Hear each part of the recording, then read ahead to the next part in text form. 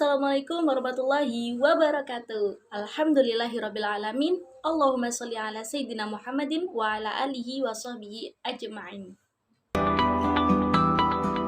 Silakan dimakan, Mbak. Astagfirullah. Puasa, weh. Puasa. Boy, kok kafenya masih buka sih? Harusnya kalian menghargai dong yang lagi puasa. Ini lagi malah gak puasa. Dasar kafir. Tapi saya lagi sakit. Alah, alasan mulu. Bilang aja mas puasa kan? Istighfar mas. Mbak, jangan marah-marah. Katanya lagi puasa. Ini gimana mau lancar puasanya? Kafe Mbak yang masih buka. Pokoknya saya mau kafemu tutup sampai jam buka puasa. Loh, terus gimana ntar kalau ada yang nggak puasa dan mau makan di sini? Ya makanya suruh dia ikut puasa lah. Harusnya dia toleransi sama yang puasa. Maaf, yang puasa kan kalian. Terus kenapa yang nggak boleh makan malah umat lainnya? Wah, melunjak kamu ya. Stop. Mbak pasti marah-marah karena lapar dan haus. Nih, minum dulu.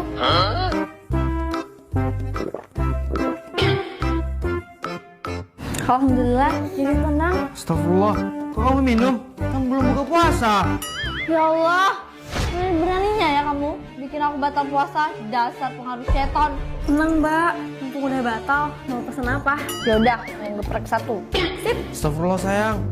Aku kan puasa, kamu harus toleransi dong sama aku yang puasa. Mas, puasa kan urusan masing-masing. Jangan ngegas dong, saya santai kok masakin banyak orang. Tuh, dengerin kata mbaknya. Jangan gas dong. Berani ya kamu mengkhianatin ajaran agama? Jangan nunjuk-nunjuk aku. Kurang ajar. Alhamdulillah buka puasa. Yeay. Jadi yang gepreknya mau pesen sekali 2. Apa? Berani ya kamu tampar aku? Maafin aku ya. Mending kita buka bareng. Aku geprek kamu. Helak!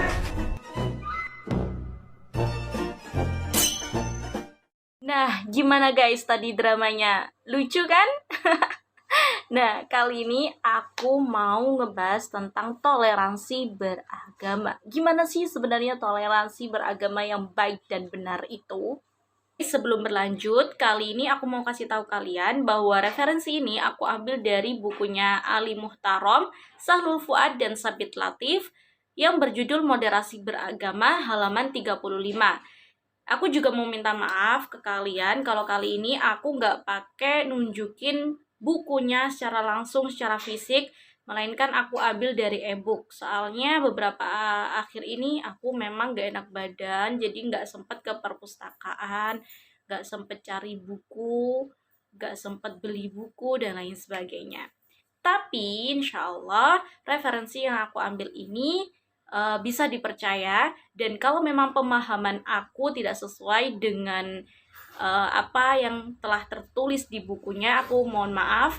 Dan kalian juga boleh komen di bawah ini ya, soalnya kan kalau e-book itu banyak beberapa halaman yang nggak full gitu, nggak penuh, ada beberapa yang hilang. Oke guys, nggak usah panjang-panjang, yuk langsung aja simak, let's go.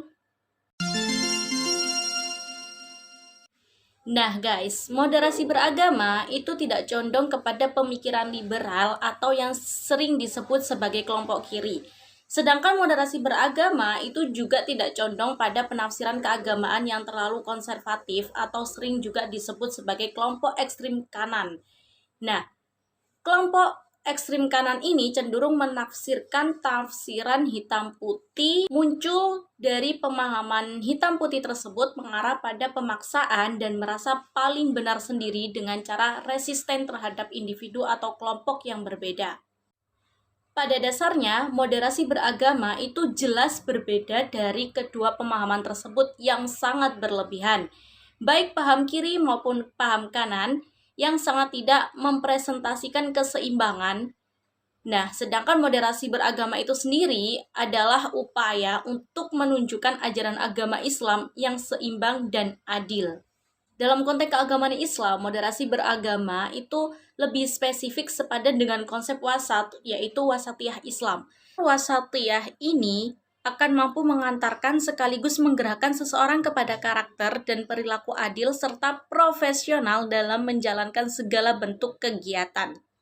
Bahkan dalam Al-Quran sendiri juga menyatakan bahwa umat Islam adalah umatan wasaton, sebagaimana sebuah sikap yang mengandung pengertian keadilan sebagai konsekuensi diterimanya kesaksian seseorang berdasarkan firman Allah Subhanahu wa taala dalam Quran surat Al-Baqarah ayat 143. وكذلك جعلناكم أمة وسطا لتكونوا شهداء على الناس ويكون الرسول عليكم شهيدا وما جعلنا القبلة التي كنت عليها إلا لنعلم من يتبع الرسول ممن ينقلب على عقبيه وإن كانت لكبيرة إلا على الذين هدى الله وما كان الله ليضيع إيمانكم إن الله بالناس لرؤوف رحيم. Menurut Quraisy Shihab, terdapat 3 pilar penting dalam moderasi, yaitu prinsip keadilan, keseimbangan, dan toleransi. Yang pertama, prinsip keadilan. Prinsip keadilan ini memiliki posisi yang sangat penting dan utama, sebab memiliki arti lurus dan tegas, menempatkan sesuatu pada tempatnya, dan melaksanakan hak serta kewajiban secara proporsional.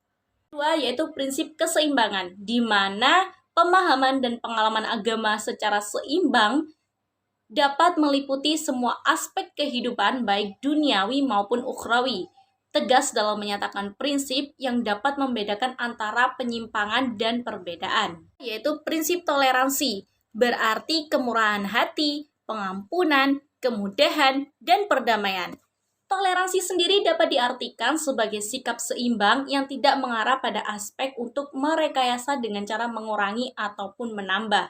Toleransi ini lebih mengarah pada kelapangan jiwa dan menghargai setiap keyakinan yang berbeda, serta kesediaan untuk menerima berbagai pandangan yang pendiriannya beraneka ragam.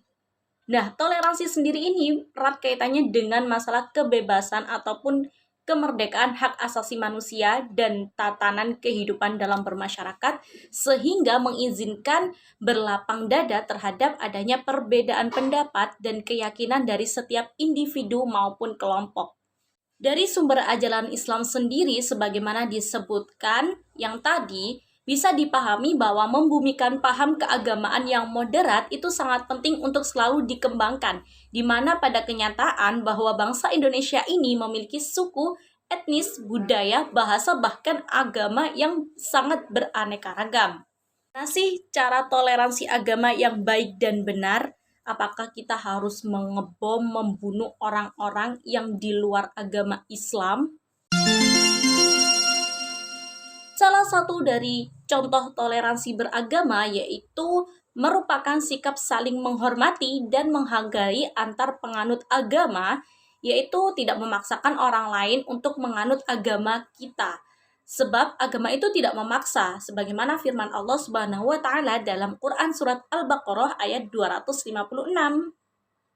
La ikraha fid din. قد تبين الرشد من الغي فمن يكفر بالطاغوت ويؤمن بالله فقد استمسك بالعروة الوثقى لا انفصام لها والله سميع عليم. Nah, kita juga tidak boleh tuh mencela atau menghina agama lain dengan alasan apapun, entah itu mengatakan sesat, kafir, dan lain sebagainya. Terakhir, kita juga tidak boleh mengganggu ataupun melarang umat agama lain untuk beribadah. Nah, namun di sini harus hati-hati ya guys, perlu digarisbawahi bahwa tidak melarang umat agama lain beribadah itu bukan berarti kita mencampur adukan akidah. Soalnya sekarang kan banyak tuh kasus Natalan, tapi orang-orang Islam malah al-banjari dan pengajian di dalamnya. Mereka bersolawat, bersenandung ria di dalam gereja tersebut. Lalu ada juga lagi seorang muslim memang sengaja tuh masuk gereja untuk mendengarkan khutbah dari seorang pendeta dengan alasan menghargai teman yang nonis dan lain sebagainya.